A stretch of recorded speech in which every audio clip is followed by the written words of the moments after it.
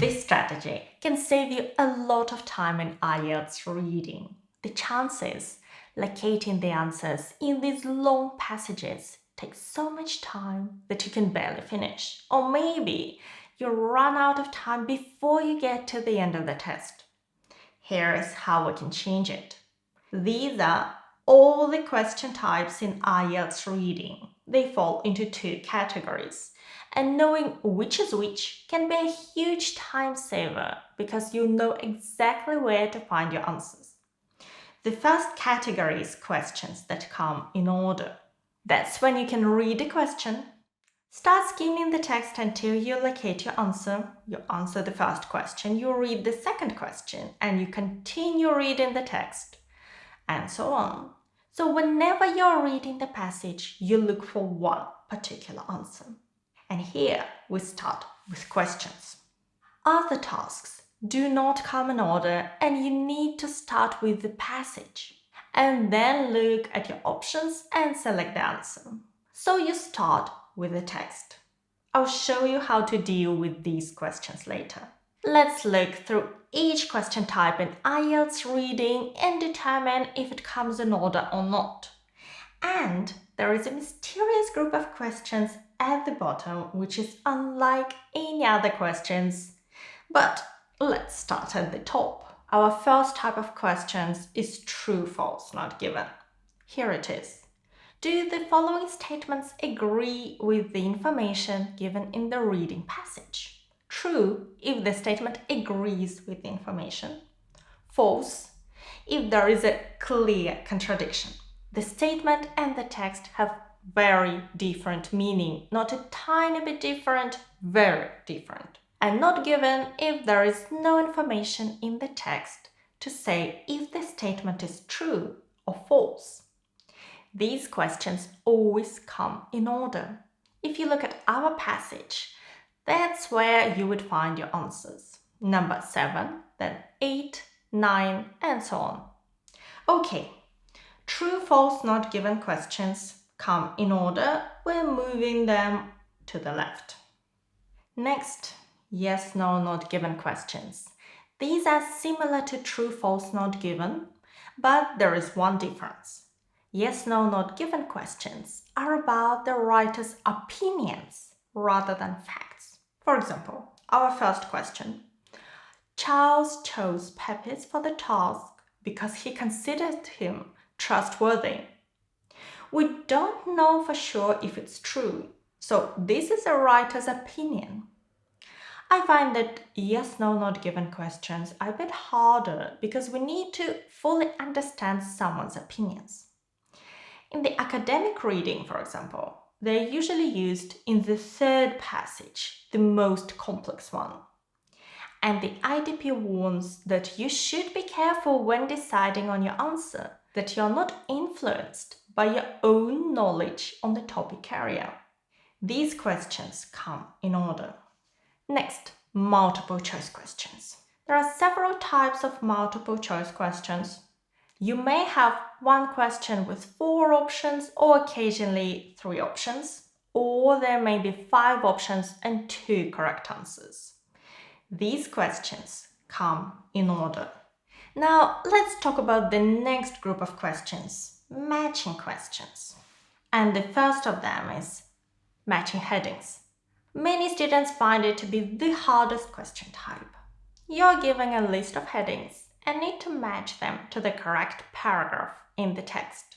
These questions come in order in the sense that the first question, number 14, corresponds to the first paragraph A, the second question 15 to the second paragraph B, and so on. However, starting with the first heading and trying to match it won't take you far. You should start with the text. Read the first paragraph and then match it to a heading, then the second, and so on.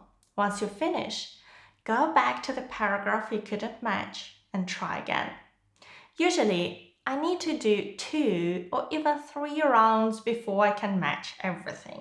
So it's important to use the process of elimination to match the easier headings first and then return to tougher matches. So, matching headings, start with the text. Next, matching information. Which section contains the following information?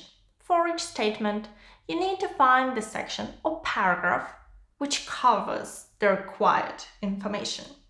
And in this task, any letter or section may be used more than once. Always check if this note is in your task or not. So this task may look similar to matching headings, but there are some important differences. Matching headings tests your ability to recognize the main idea and to distinguish main ideas from supporting ones. Matching information, on the other hand, assesses your ability to scan for specific information. You may be asked to find a specific detail, an example, or an explanation. With matching headings, we usually solve this task first and then look at other questions to the same passage. If you have matching information, I'd suggest answering other questions first and then coming back to this one. That's because when you're reading the text to answer other questions, you may accidentally find answers to these questions and save some time. So, matching information task doesn't come in order. Start with the passage, not with the questions. The next task is matching features. In this task, you match statements to a list of options. In our case, a list of researchers. You may use any letter more than once. This is common in this task. But it's also possible that you won't use some of the options at all. Here, the options may be in order. If you look at our task, we have Kutha, then Gao, Eck, and Jones. I've highlighted all the surnames in the passage, as you should do with this task. We'll indeed read about the researchers in the same order as we found their surnames on the list, Kutha, Gao, Eck, but they're mentioned multiple times. So you should scan the text to locate the keywords, surnames, and then read for detail to match the correct feature. Matching features questions do not come in order as the previous two matching tasks. What about matching sentence endings? These questions ask you to complete a sentence by selecting the correct ending from a list of options. These questions come in order. You can read a sentence, find the relevant part of the passage, and then choose the correct ending. So matching sentence endings is the only matching task that comes in order. Others don't. Now, let's look at the next big group of tasks. Missing words, also known as filling the blanks or filling the gaps. These questions may require you to complete notes, like here. Choose one word only. You may read, choose not more than 2 words. Please note that articles are also words, and you shouldn't include them in your answers. Look at the first question. Heard a noise of breaking when one teenager threw a... The article A is already there, and this means you need a singular noun, like stone. If the article wasn't there, stone wouldn't be a correct answer because grammatically we need an article. Apart from notes, you may get a table like in this task or a summary. You may need to select answers from the text or from a box of options underneath, like in our second task. According to the official IDP website, these questions do not necessarily occur in the same order as in the text, but they will usually come from one section rather than the entire text. In my experience, they usually come from one paragraph and most are in order, but some may not be. So all these questions are from the same section, but not all of them are always in order. So let's move them halfway to the left. And there is one missing words task left. And there is a reason for this. Sentence completion. It looks like this. Complete the sentences below.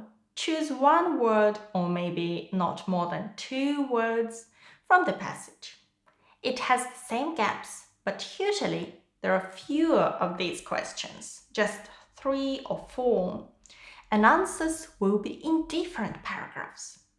In our case, that's where you're gonna find the answers. You need to read 6 paragraphs.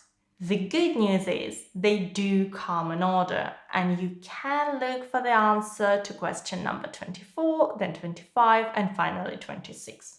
So, sentence completion comes to the left column. And we only have our mysterious group of questions that may not follow the rules we've discussed so far. And these are questions at the very end of the test. Sometimes at the very end, you may have 3 or 4 questions of a different type, such as yes, no, not given, or multiple choice with 2 answers. Although these would usually come in order, at the end of the third passage, they may not. And you should be aware of this. As you can see, most questions in the IELTS reading test do come in order, but most matching questions don't. And they're tough, but if you use my strategy, they will become more manageable. Wanna give it a go? Here is the video. And thank you so much for watching me today. Good luck with your preparation and your exam. Bye!